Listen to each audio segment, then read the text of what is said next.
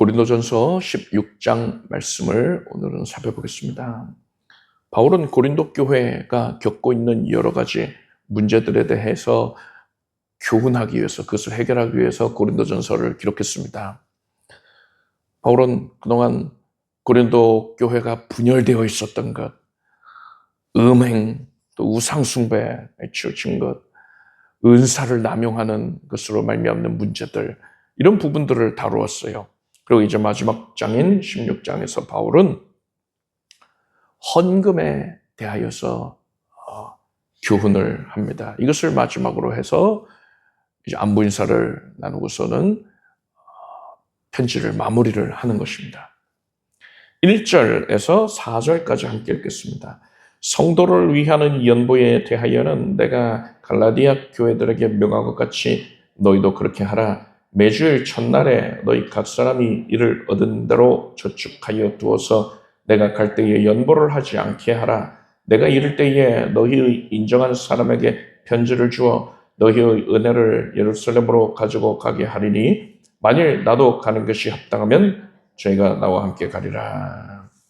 이 당시에 예루살렘 지역은 대기근으로 인하여서 큰 고통을 겪고 있었습니다. 사실 대기근은 로마 제국 전체에 걸쳐서 나타났었는데 특히나 팔레스타인 지역, 이스라엘 지역의 피해가 심각했습니다. 그런데 이스라엘의 예루살렘 교회가 있잖아요. 본 교회잖아요. 그 예루살렘 교회에서는요, 워낙에 이 기근으로 인하여서 어려움을 겪는 성도들이 많다 보니까, 그러니까 부유층이 아니면 큰 고통을 겪었거든요. 그래서 그러한 교회의 성도들을 위해서 구제 사역에 힘썼습니다. 자기 재산을 자기 것이라 하지 않고 기꺼이 내어놓는 이들이 많이 있지 않았습니까? 사도행전에 그런 내용이 나오죠.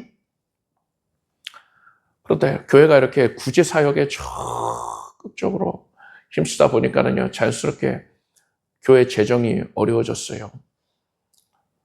그래서 예루살렘의 성도들이 전체적으로 형편이 크게 곤궁하였기 때문에 교회의 형편도, 교회의 재정 상태도 큰 어려움을 겪게 됐습니다. 그래서 바울은 로마 제국 각 지역에 교회를 설립을 하고 다녔잖아요. 바울이 자기가 세운 그 이방 지역의 교회의 성도들에게 예루살렘 교회의 형편을 알리면서 우리가 그들을 통하여서 은혜를 받게 된 것이니까 그들을 물질로 섬기는 것이 합당하다, 이렇게 교훈을 하면서 예루살렘 교회를 돕기 위한 헌금을 모으도록 독려를 하였습니다. 그것을 이제 헌금을 연보라고 부르겠습니다. 그래서 헌금이라고 이해를 하시면 돼요. 그런데 바울이 그 헌금을 성도들이 준비하게 한, 또 그 헌금을 하게 한 그 방법이 우리가 방법을 주목할 만합니다. 바울은 2절을 보니까요, 매 주일 첫날에, 그러니까는 주일을 얘기하는 겁니다. 예배일, 그 주일에 너희 각 사람이 일을 얻은 대로, 그러니까 수입을 얻은 대로 그것에 비례해서 저축하여 두어서 내가 갈 때에 연보를 하지 않게 하라 했습니다. 무슨 말이냐면요, 성도들이 각자 하나님께 드릴 헌금을 자기 수입에 그 많고 적음이 있지 않겠습니까? 그 수입에 비례해서 스스로 일부를 구별해서 모아두라는 거예요. 그거를 그때그때 납부해라, 그 얘기한 게 아니고요, 자기 집에다가 모아두라는 겁니다. 자기 집에다가 매 주일마다 그렇게 하나님께 드려야지 하고서 모아두라는 거예요. 그러고서는 바울이 이 고린도 교회에 도착을 이제 할 것인데, 방문을 할 것인데, 그때에 그것을 헌금하게 하는 겁니다. 그런데 바울이요, 성도들에게 이렇게 말합니다. 바울이 거기 고린도 교회에 도착을 했을 때에 그제서야 성도들이 헌금을 내려고 부랴부랴 뭐 돈을 마련을 한다든가 하는 그런 일이 없게끔 하라고 했습니다. 이것이 바로 내가 갈 때에 연보, 그러니까 헌금을 하지 않게 하라 이 뜻이에요. 내가 가면은 헌금 안 받는다 이 뜻이 아니고요. 미리미리 준비를 해둬야 된다는 거예요. 바울 사도님 오셨다고? 그럼 헌금 내야겠구나 하고서 그제서야 헌금을 마련하지 말라는 얘기입니다. 중요한 게 뭡니까? 바울은 성도들에게 헌금을 미리 준비해 두어야 한다라고 교훈한 거예요. 이것은 성도들이 바울 사도가 방문했을 때에 바울 사도의 그 말씀에 은혜 받고서 또 여러 가지 바울이 기적을 나타낼 때 그래서 은혜를 받고서 즉흥적으로 헌금하려고 하지 말라는 거예요. 또 바울 사도님이 나를 인정해 줬으면 좋겠다 하는 생각에서 바울에게 뭐 그게 나쁘다고만 얘기를 할 수는 없지만 바울에게 좋게 보이고 싶어 하는 마음에서 내가 크게 헌신한 일꾼으로 기억됐으면 좋겠다 하는 마음에서 그렇게 헌신할 수 있잖아요. 근데 그것도 어디까지나 즉흥적으로 하는 것일 말입니다. 그렇게 해서는 안 된다는 거예요. 오래전부터 차곡차곡 준비를 한 다음에 하나님께 드리라는 겁니다. 이것이 훨씬 아름다운 모습, 하나님 앞에서 아름다운 모습이라는 거예요. 하는 것보다야 즉흥적으로 하는 게 낫겠지요. 그렇지만 그것보다 더 훌륭하고 하나님이 기쁘게 향기롭게 받으시는 제물이 있으니, 헌신이 있으니 바로 미리 준비를 철저히 해둔 다음에 그것을 드리는 것을 기뻐하신다는 겁니다. 왜 그럽니까? 즉흥적으로 하는 헌금, 즉흥적으로 하는 헌신은요, 감정의 지배가 되기 때문에 그런 겁니다. 감동받았을 때, 뭐 설교에 은혜 받았을 때, 설교자가 또 헌금의 중요성에 대해서 얘기를 했을 때, 맞지, 맞아. 내가 그동안 잘못 살았군 하고서는 또 마음이 움직여가지고 그런 식으로 헌금하는 것, 또 헌신하는 것, 안 한 것보다야 100배, 1000배 낫지만은 그것이 미흡한 부분이 있다는 거예요. 어떤 부분입니까? 감정에 휘둘리는 헌신은요, 그런 감정의 동요함이 만약에 없는 경우에는 하나님께 헌신하기를 인색하게 군다는 겁니다. 사람이 항상 하나님께 신실한 모습을 보여야 할진데, 신실한 게 뭡니까? 옳은 모습이, 의로운 모습이, 아름다운 모습이 일관되게 유지되는 것이잖아요. 그것이 신실한 거잖아요. 그런데 어떨 때는 열심히 하다가 어떨 때는 팍 식어버리고 이런 모습이 아니라 일관되게 아름답게 유지될 수 있기를 바라는 마음에서 바울이 그렇게 교훈하는 겁니다. 하나님께 헌신할 때에 우리가 아예 안 하는 것보다는 그래도 감정이라도 치우쳐서 하는 게 100배 낫지만은 그것보다 더 아름다운 모습은 감정에 요동되지 아니하고 기분 좋으면 헌신하고 기분 나쁘면은 안 하고 저 집사님 때문에 오늘 기분이 나쁘니까 오늘은 헌신 안 해야지 이러는 게 아니라 내 감정을 초월해서 항상 일관되게 하나님께 헌신할 수 있어야 하는 것입니다. 그것이 하나님 앞에서 신실한 모습이라는 거예요. 그리고 바울이요, 미리 모아두라 했잖아요. 이것은 하나님을 향한 그 헌신을 감정의 영역에서 끄집어내어서 이제는 성도들의 삶 가운데에 심어두게 하는 것입니다. 글쎄요, 급여를 받으면, 월급을 받으면 거기서 하나님께 드려야지 하고서는 따로 떼어놓는 것, 그리고 매주 예배를 드리기에 앞서서 하나님께 드려야지 하고 미리 구분을 해놓는 것, 이것은 감정에 치우친 신앙이 아니고요, 그의 삶 자체가 하나님께 헌신이 되는 것입니다. 이렇게 미리미리 준비를 한다는 것은요, 하나님께 드릴 것을 이미 결정을 했기 때문에 가능한 겁니다. 예배 직전에 결정을 하는 게 아니고 이미 결정을 한 거예요. 하나님은 마음을 받으시잖아요. 그러니까는 예배 직전에 드리기로 마음을 결정하면 그만큼밖에 못 드린 거예요. 근데 이전부터 계속 그것을 모아두고 또 모아두고 하는 그런 것들이 쌓인다면은 그만큼의 시간 동안 드리는 순간까지 마음을 하나님께 또 드릴 수가 있는 것이 아니겠습니까? 내 감정에 따라서 드릴까 말까 하다가 그래 감정이 내킨다 드리자 하면은 조금밖에 못 드리는 것입니다. 여러분은 작정된 마음으로 하나님께 드리기를 미리 결정을 하고 그것을 잘 준비를 해서 하나님께 기쁜 마음으로 드리길 바랍니다. 그래서 준비된 모습으로 하나님께 헌신하라는 것을 우리가 반드시 명심해야 하는 것이에요. 5절에서 9절까지를 함께 읽겠습니다. 내가 마게도냐를 지날 터이니 마게도냐를 지난 후에 너희에게 나아가서 혹 너희와 함께 머물며 과동할 듯도 하니 이는 너희가 나를 나의 갈 곳으로 보내어주게 하려 함이라. 이제는 지난 길에 너희 보기를 원치 아니하노니 이는 주께서 만일 허락하시면 얼마 동안 너희와 함께 유하기를 바람이라. 내가 오순절까지 에베소에 유하려 함은 내게 광대하고 공효를 이루는 문이 열리고 대적하는 자가 많음이니라. 바울은 고린도 교회에 방문 계획을 알립니다. 마케도냐를 거쳐서 고린도로 가겠다.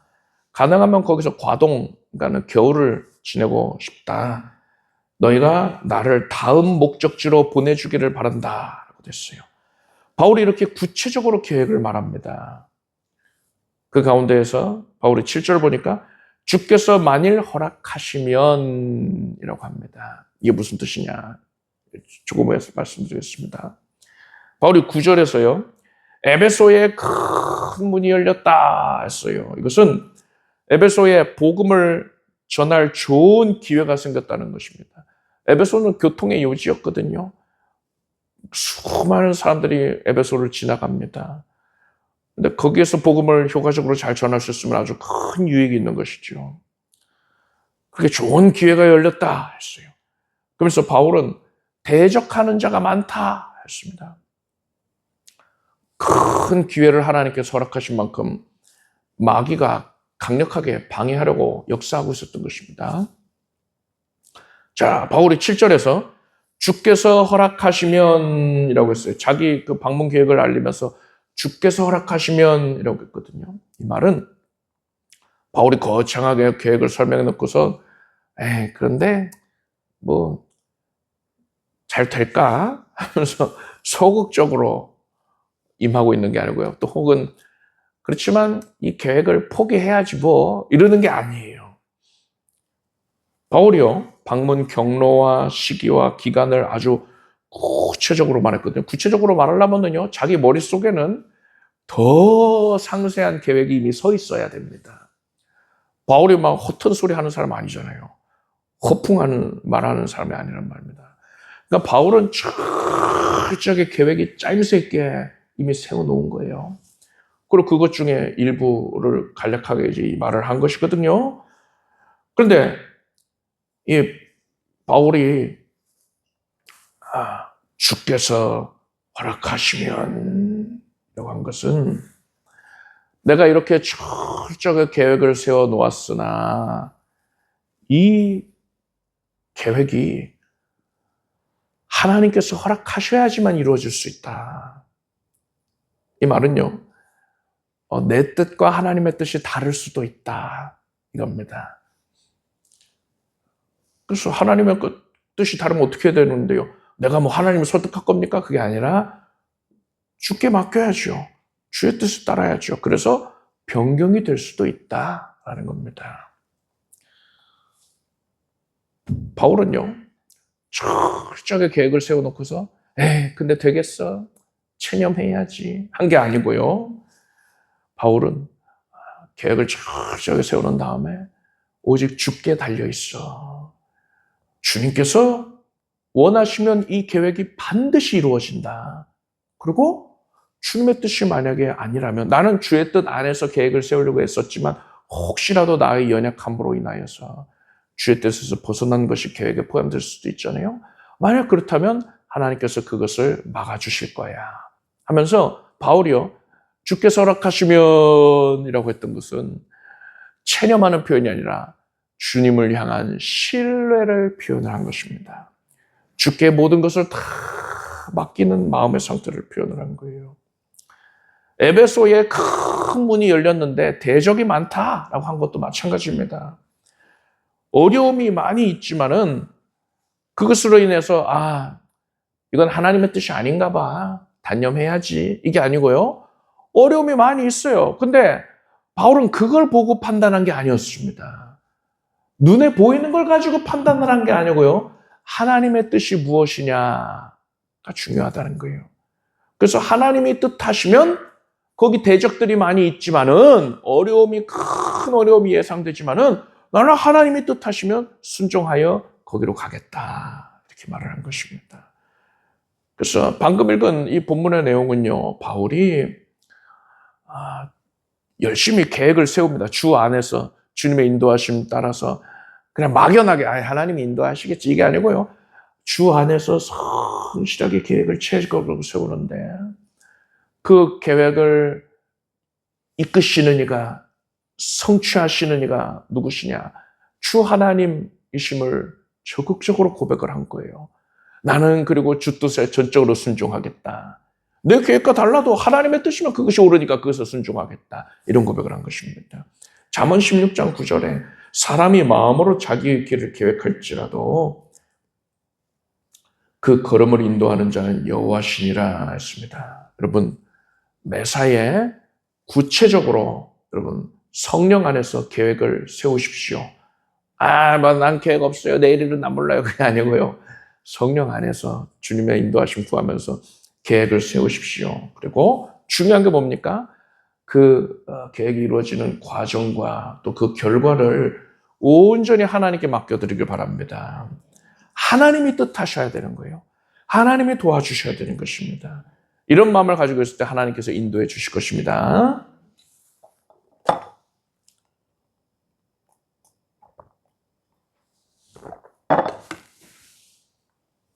10절에서 18절까지 말씀을 함께 읽겠습니다. 디모데가 이르거든 너희는 조심하여 저로 두려움이 없이 너희 가운데 있게 하라. 이는 저도 나와 같이 주의 일을 힘쓰는 자임이니라. 그러므로 누구든지 저를 멸시하지 말고 평안히 보내어 내게로 오게 하라. 나는 저가 형제들과 함께 오기를 기다리노라. 형제 아볼로에 대하여는 저더러 형제들과 함께 너희에게 가라고 내가 많이 권하되 지금은 갈 뜻이 일절 없으나 기회가 있으면 가리라. 깨어 믿음에 굳게 서서 남자답게 강건하여라. 너희 모든 일을 사랑으로 행하라. 형제들아, 스데바나의 집은 곧 아가야의 첫 열매요 또 성도 섬기기로 작정한 줄을 너희가 아는지라. 내가 너희를 권하노니 이 같은 자들과 또 함께 일하며 수고하는 모든 자에게 복종하라. 내가 스데바나와 부드나도와 아가이고에 온 것을 기뻐하노니 저희가 너희의 부족한 것을 보충하였음이니라. 저희가 나와 너희 마음을 시원케 하였으니 그러므로 너희는 이런 자들을 알아주라. 바울은 디모데와 아볼로 그리고 스데바나를 차례로 언급을 했습니다. 여기서 디모데와 또 아볼로는 목회자라고 볼 수 있죠. 그리고 스데바나와 그의 가족들은 스데바나는 우선 평신도 지도자라고 볼 수 있고요. 그 가족들은 또 열심으로 섬기는 일꾼들이라 할 수 있습니다. 그런데 이 디모데에 대해서요. 그로 두려움이 없이 너희 가운데 있게 하라 했습니다. 이것은 디모데가 나이가 어렸기 때문에 고린도 교회에서 위축되거나 무시당할 수 있다는 것을 바울이 예상을 하고서 그것에 대해서 그리하지 말아라 하고 엄히 명한 것입니다. 또 바울은 스데바나와 그 가족에 대해서는요. 그들은 성도 섬기기로 작정한 자들이라 했습니다. 바울은 지금 언급한 이런 일꾼들, 이들을 알아주어야 한다. 교회에서 알아주어야 된다. 성도들이 알아줘야 된다. 그리고 그들에게 복종해야 된다 했어요. 바울이 우선 디모데에 대해서 이렇게 각별히 언급을 한 이유가 있습니다. 고린도 교회가 은사를 중요시하는 교회였거든요. 그래서 고린도 교회에서는 방언하는 사람, 예언하는 사람, 지식이 있는 사람, 이런 사람들 대접하는, 이런 사람들이 대접받는 분위기가 만연했습니다. 반면에 그렇게 뭐 화려하게 은사를 드러내지 아니하는, 은사의 종류가 여러 가지니까요. 그렇게 주목되는 그런 은사를 발현하는, 또 사람들한테 시선을 끄는 그런 역할을 하지 아니하는 성도들은 소외됐단 말이에요. 눈에 띄지 않는 자들을 무시했습니다. 디모데는 바울과 함께 했으니까 우선 겸손하지 않겠습니까? 그리고 자기를 드러내려고 하지 않을 거란 말입니다. 디모데도 성령 충만하고 신령한 은혜, 은사들을 많이 받았을 터인데, 디모데가 뭐 오늘날의 뭐 신사도 막 그런 운동하는 사람들처럼 막 사람들한테 인정받으려고 내가 기도하면 뭐 금가루가 뿌려져 하고서 뭐 금가루 뿌리는 연출을 하겠습니까? 다 금리빨로 바뀐다 하면서 뭐 그런 얼토당토하는 소리 하고 막 방언해봐, 내가 예언해줄게, 아니 통역해줄게 하면서 신령한 체하고 이렇겠습니까? 그렇지 않죠. 디모데는 오직 하나님 중심으로 저기 겸손한 모습으로, 마음으로 섬겼을 것입니다. 사람들이 나를 인정을, 우대를 해주든 안 하든 그것과 상관없이 하나님만 바라보고서 이렇게 섬기는 자세가 일관되었을 거예요. 그런 사람들을 디모데 교회 성도들은요, 무시할 수 있었다는 겁니다. 건강한 상태가 아닌 거지요. 그래서 함부로 무시하고 깔보을 수 있었어요. 또 나이도 어리다 보니까 더 그리할 수 있었던 것입니다. 그래서 바울은 고린도 교인들에게 디모데, 또 그 외의 일꾼들, 뭐 아볼로라든가 스데바나 같은 그런 일꾼들을 너희가 알아주어야 한다. 알아준다라는 것은요, 그들의 존재를 인식한다라는 의미입니다. 교회 내에서 막 부각되어서 사람들한테 다 알려진 그렇게 또 뭐 화려한 은사로 섬기는 자들, 이런 자들에게만 교회가 주목할 것이 아니고 지금 언급한 이들처럼 충성된 자들, 보이지 않게, 드러나지 않게 또 헌신하고 있는 이들, 이런 자들을 성도들이 인정해 주라는 거예요. 그리고 그들을 격려해 주고 힘을 얻게 하라는 겁니다. 여러분은 교회 내에서 뭐 부각되고 드러나는 이들, 그런 자들만 주목할 것이 아니고 보이지 않는 곳에서 헌신하는 일꾼들, 가령 보이지 않게 청소를 하시잖아요. 또 보이지 않는 곳에서 식사 준비도 하시고, 또 제초 작업도 하시고, 꽃꽂이도 하시고, 또 벽에 붙일 그림도 열심히 그리고, 그 외에도 다양한 모습으로 교회 안에서 헌신을 하지 않습니까? 그런 모습들을 여러분이 알아주기를 바랍니다. 그렇게 수고하는 이들의 그 수고를 인정을 해줘야 된다는 거예요. 그래서 그분들을 여러분들이 대할 때마다 크게 격려해주고, 그분들로 하여금 그렇게 헌신할 수 있는 힘을 얻게 하길 바랍니다. 그게 아니라 고린도 교회처럼 화려하게 막 드러나는 사람들만 우대를 해주고 하면은 고린도 교회에 그런 비롯된 문제들이 다 발현이 되는 거예요. 분열이 되고 또 우상숭배로까지 치우치지 않았습니까? 그런 악한 모습들이 발현되는 겁니다. 여러분들은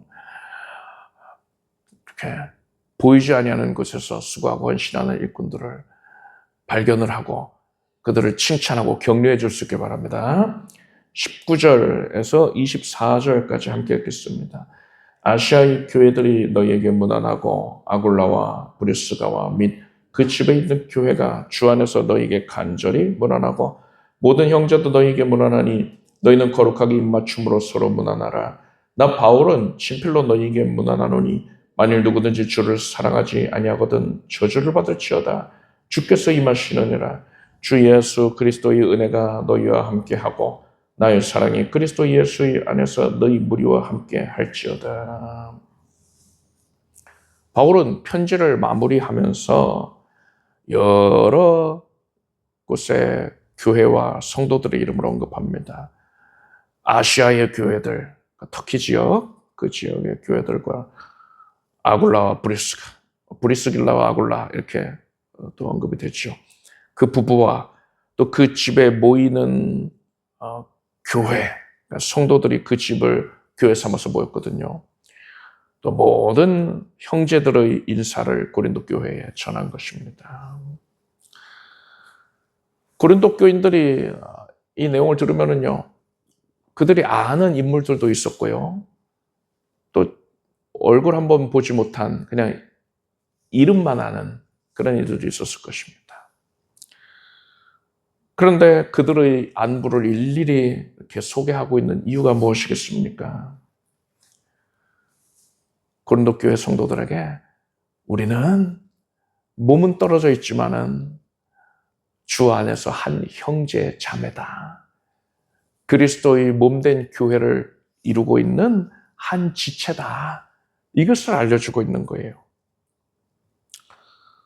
그래서 너희는 따로 떨어져 있는 존재가 아니야. 너희 무리는 바로 우리와 함께하고 있다. 성령 안에서 우리는 교통하고 있다. 이것을 강조하는 거예요. 그래서 바울의 그 서신들 보면은 안부 인사 할 때 누구 언급하잖아요. 괜히 그러는 게 아니고 성도가 성령 안에서 연합되어 있는 것을 일깨워 주는 그런 장치인 것입니다. 그리고 고린도 교회는요, 온갖 파벌로 분열이 되어 있지 않았습니까? 바울은 그런 고린도 교인들에게 다른 성도들이, 다른 교회의 성도들이 고린도 교회에게 안부를 전한다 하면서 너희가 아무리 안에서 분열이 되어 있다 하더라도 밖에서 우리가 볼 때는 너희는 하나야. 이렇게 이런 메시지를 전달하는 거예요. 그러니까 그들이요, 서로 막 등 돌리고 싸우고 하고 있었는데 고린도 교회를 하나 된 교회로 보고서 그들에게 문안을 하는 이 인사를 받으면은요, 부끄럽기도 하고요. 한편으로는 그래, 지금 우리 전체가 다 그리스도 안에서 모든 교회가 다 하나로 되어 있지 않느냐. 그러니 우리도 나눠져 있으면 안 되겠다. 우리도 당연히 하나가 되어야 한다. 이것을 깨우쳤던 것입니다. 그것을 깨닫는 계기가 되었을 거예요. 방금 읽은 그 본문에서 제일 중요한 구절은 22절이라고 할 수 있습니다. 만일 누구든지 주를 사랑하지 아니하거든 저주를 받을지어다. 주께서 임하시느니라 했습니다. 바울이 고린도 전서에서 가장 강조했던 내용이 뭡니까? 사랑이에요. 그들이 분열이 되었었던 이유가 뭡니까? 사랑이 없어서 그런 거예요. 사랑이 없어서. 사랑이 크게 결여되어 있었기 때문에 서로 분열이 된 것이고요. 또 은사를 남용을 하고 하는 문제도요, 근원적으로 보면은 사랑 때문이 아닙니까? 하나님을 향한 사랑을 표현해야 할 것인데 껍데기 은사 자체에 집착을 했단 말이에요. 그래서 고린도 교회의 모든 문제들이 불거졌던 것입니다. 눈에 보이는 화려한 은사들 이런 게 중요한 게 아니고, 사람에게 인정받는 게 중요한 게 아니고, 가장 중요한 것은 마음을 다하고 뜻을 다하고 정성을 다해서 주 하나님을 사랑하는 것이다. 이런 교훈을 지속적으로 바울이 말한 거잖아요. 여러분, 이것을 분명히 기억하십시오. 은사는 하나님을 향한 사랑을 표현하는 수단일 뿐인 것이지 은사 자체가 목적이 되지는 않습니다. 하나님은 은사 자체를 받으시는 게 아니란 말이에요. 예수님 재림하시면 은사가 다 없어진다 그랬잖아요. 그런데 사람이 은사 자체에 연연을 하고 하나님을 향한 사랑을 등한히 여긴다면요, 주님 앞에 서게 되는 날에 크나큰 낭패를 겪게 됩니다. 그래서 바울은요, 성도들에게 우리가 주님 앞에 서게 될 날이 멀지 않았다. 예수님 오실 날이 심히 가까웠다. 그러니 우리는 주를 사랑하게 힘써야 한다. 이렇게 말하고 있는 거예요. 고린도 교회가 사랑이 없어서 하나님을 향한 사랑이 없기 때문에 성도 간에 사랑이 없는 거잖아요. 사랑이 없어서 그런 문제가 불거졌는데 너희들 각성해라. 우리 예수님 오실 날이 가까웠다. 이렇게 외치고 있는 거예요. 이것을 강조하기 위해서요. 우리가 개역 한글, 개역 개정의 내용을 보면은 모르지만은 이 헬라어 성경, 신약은 헬라어로 기록되어 있잖아요. 헬라어 성경을 보면은요, 바울이 이걸 강조하기 위해서 뭐라고 되어 있느냐. 만일 누구든지 주를 사랑하지 아니하거든 저주를 받을지어다. 이렇게 헬라어로 말한 다음에 마라나타라고 외치고 있습니다. 마라나타는 헬라어가 아니에요. 헬라인들에게는 외국어입니다. 외국어. 아람어입니다. 아랍이 아니고 아람이에요. 이스라엘이 구약시대는 원래 히브리어 썼는데 바벨론 포로기 이후에 바벨론에서 사용하던 언어인 아람어를 사용하게 됐습니다. 그는 문자는 히브리어를 쓰면서 말은 아람어로 했어요. 그래서 신약시대에 이르러서도 히브리어 문자를 쓰긴 하지만 말은 아람어로 해왔던 거예요. 예수께서 달리다굼 하셨죠. 아람어입니다. 예수께서도 아람어를 말씀하셨어요. 그렇게 이스라엘 사람들이 쓰는 말이다라고 이해하시면 돼요. 자, 그러한 아람어가 헬라인들에게는, 지금 고린도 교회는 헬라인들이니까 그들에게는 익숙치가 않은 말이죠. 근데 바울이 주님께서 오실 날이 가까웠다는 의미에서 마라나타라고 외친 겁니다. 마라나타는 주여 오시옵소서 이 뜻이고요. 또한 우리 주께서 오신다라는 그런 의미입니다. 그래서 여러분, 우리가 오늘날에 주 예수 그리스도를 사랑하는 것에 왜 전념해야 됩니까? 예수님이 오실 날이 심히 가까웠기 때문인 것입니다. 오늘날 세계 정세가 돌아가는 걸 보세요. 성경에 예언된 모든 말씀들이 다 성취가 되고 있잖아요. 이제 머지않아서 우리는 예수님 앞에 서게 될 것입니다. 그때 예수께서 무엇을 인정하십니까? 얼마나 좋은 은사로 수고했는지 보자 이러십니까? 아니죠. 얼마나 예수를 사랑했는가 이것만 보십니다. 하나님을 사랑한 것만 예수님께 인정받습니다. 그 외의 것들은 다 사라져요. 여러분, 이 사실을 깨닫고서 예수님의 재림이 가까웠으니 오직 주를 사랑하기 힘쓰게 이런 마라나타의 신앙을 갖게 되길 바랍니다. 22절을 우리가 함께 한 목소리로 읽겠습니다. 만일 누구든지 주를 사랑하지 아니하거든 저주를 받을지어다. 주께서 임하시느니라. 주 예수께서 이제 곧 오실 것입니다. 예수를 사랑하기 힘씁시다. 기도하겠습니다. 하나님, 우리가 고린도전서 말씀 통하여서 오직 하나님을 사랑하기에 전념하게 해주시는 것을 감사드립니다. 예수님 오실 날이 심히 가까웠으니 더 깨어있는 마음으로, 경성한 마음으로 오직 예수를 고대하고 주를 사랑하기 위해서 힘쓰고 애쓰게 하여 주시옵소서. 그래서 예수님 오셨을 때에 우리가 아름다운 신부라고 인정받게 하여 주시고 특함받고 들려 올라가게 하여 주시옵소서. 예수님의 이름으로 기도드리옵나이다. 아멘. 모두 자리에서 일어나시기 바랍니다. 가슴에 손얹고 아픈 곳에 손얹고 믿음으로 기도하겠습니다. 하나님께서 우리를 거룩한 예배의 자리로 불러주시고 말씀을 통해 만나주시며 위로해 주시고 은혜 내리시고 치유해 주시는 것을 감사합니다. 문제가 변화에 복이 되게 해주시는 것도 감사드립니다. 모든 것이 하나님의 주권에 의한 것이고 주의 거룩한 신실한 섭리로 말미암음입니다. 하여 우리가 주님을 더 힘써 의지합니다. 오직 모든 것이 다 주님께만 달려 있습니다. 하나님의 뜻대로 모든 것이 성취됨을 압니다.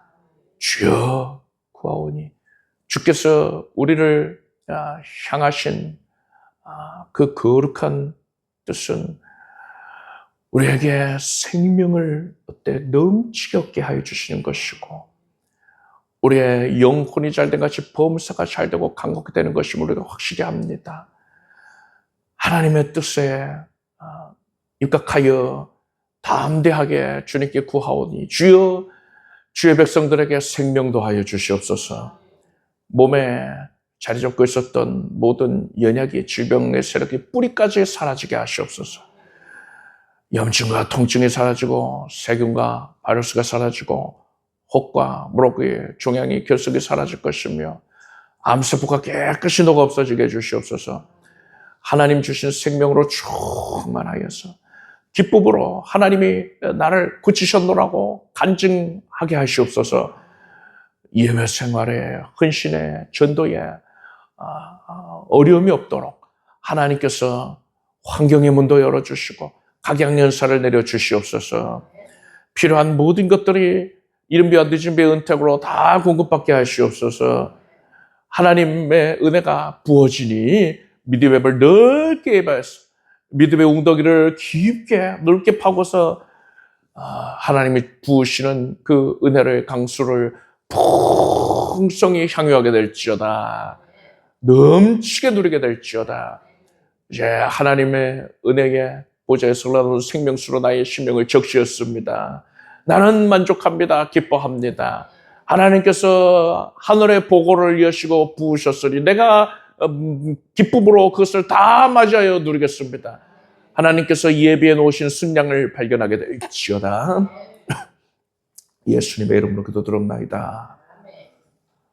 믿은 대로 될지어다. 박수 한번 하겠습니다. 앉으십시오. 준비하신 예물을 정성된 마음으로 하나님께 드리겠습니다.